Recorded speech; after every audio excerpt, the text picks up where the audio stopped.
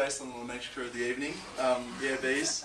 I did actually have my name and height under there because not many people, when I meet them, ask me what I do. They ask me how tall I am, and Kim's just reminded me of that. But then when I saw it up there, I felt kind of arrogant having it up there, but you can ask me later. So, bees. And this, yeah, this works. So, I'll start off with the premise that I'm not an expert in bees in any way. I work with Catan. That's my connection in this. Bees have been a hobby aspect ever since I trod on one when I was 6, and I learnt that it was going to go off and die, which I thought meant there was some sort of kamikaze little drone that was just there to basically cause me pain and then die. I've subsequently kind of fallen in love with little critters because they're so important.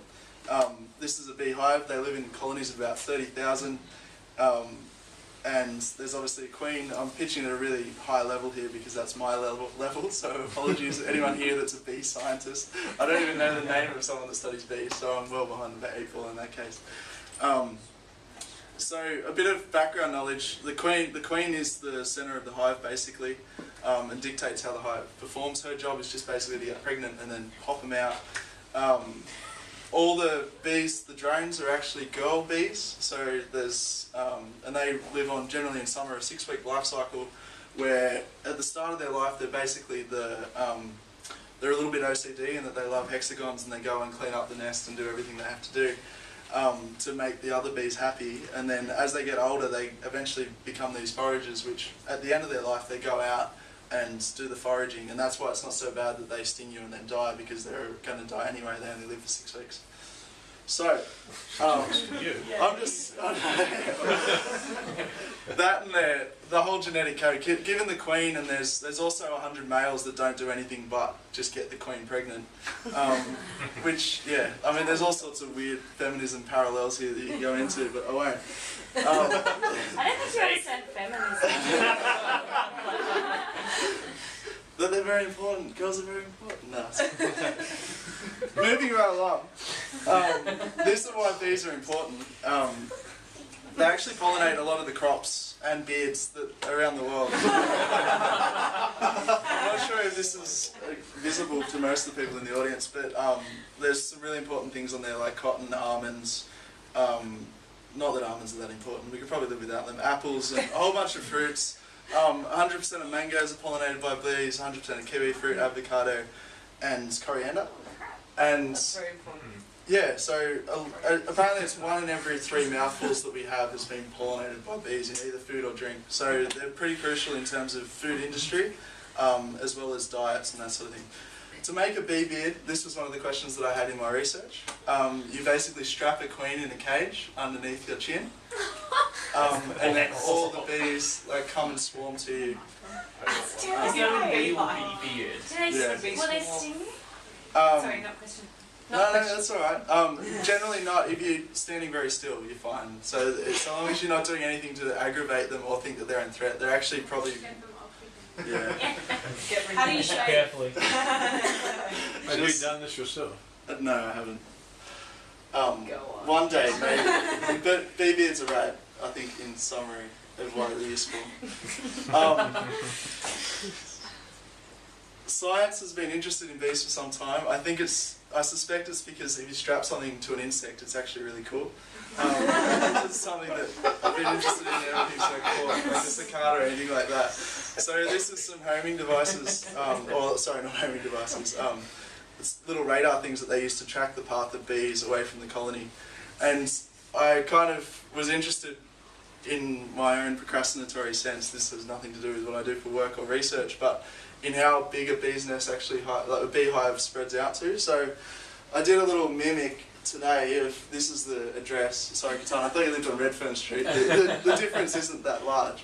But then if you overlay a bees thing, and I did this first of all and then realised this should be a circle, but I thought it didn't matter, because no one else is going to point that out, but I'm sure someone would have if I didn't. But this is a 10-kilometre radius, so they basically 100 square kilometres of coverage they have, which would cover anyway up to southeast Coogee, over the side of the airport, Drummoyne, and then whatever's north of the bridge. I haven't been up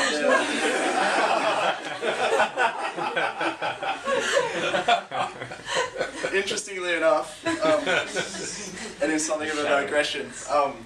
I've had a bit of a beef with Time Out magazine for some time about their portrayal of Sydney.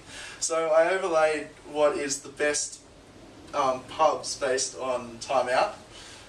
They were all come up within the Bees region.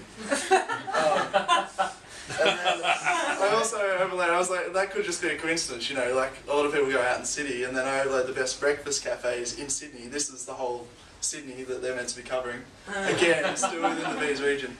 So, I mean, this is a bit of a statement about how shit Time Out is in representing Sydney in one sense, but also how cool bees are in terms of they can go to all many places in town. And they also have honey, I presume. Well, yes. Or some sort of schnapps.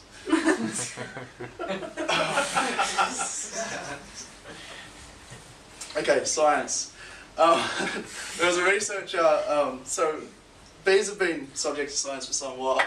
A really interesting, I guess, focal point for a lot of scientists. Probably the most exciting one that I found that decided to mix bees with cocaine, which was actually in Sydney at Macquarie University. And yes, bees plus cocaine equals science. Someone got funding to go off and do this. This is the gentleman. The appropriate He's snorting bees.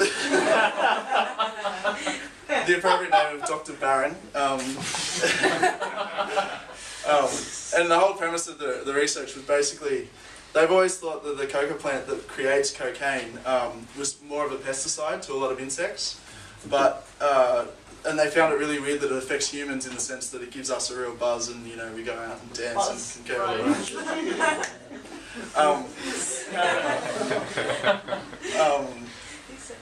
with the pesticide aspects, they've actually started testing it on bees, and they've found that it does affect bees. So how do we know that it affects bees? Well, has anyone heard of the waggle dance? Yeah. So basically the ways that bees communicate about the location of nectar or anything in the flower is they do a bit of a dance, which they're the only species other than humans known to use interpretive dance as any form of communication. So the way that it works is basically they're always relative to the current position of the sun. So it might be best to jump straight into the video actually, but they basically do this loop, and then their waggling is relative to the direction of the flowers relative to the sun. So if the bee leaves the nest, then they go, you know, alpha degrees away from the sun, and then they'll be able to find where the nectar was. The sun's actually always moving. It's 1 degree every 4 minutes. So the bees actually change 1 degree every 4 minutes relative to that as well. So they're pretty amazing in terms of for such small animals with such small brains. I did have a video which showed the research that Durant was doing, but here's the waggle dance as it currently stands. Honeybees have some fascinating abilities, among them being able to communicate by performing a unique dance. It informs hive mates where a newly discovered food source is located. Every cycle of this waggle dance roughly describes the shape of the figure 8. Let's rewind and look in more detail. The bee only waggles on a part of its route, the straight run, indicated here by the waved line. The secret lies in the direction of the straight run, or to be more precise, in the angle between the straight run and the perpendicular, which in this case is 90 degrees to the left. This tells the other bees that food is available 90 degrees to the left of the sun. If the angle is 60 degrees to the right, they'll be flying at 60 degrees to the right of the sun.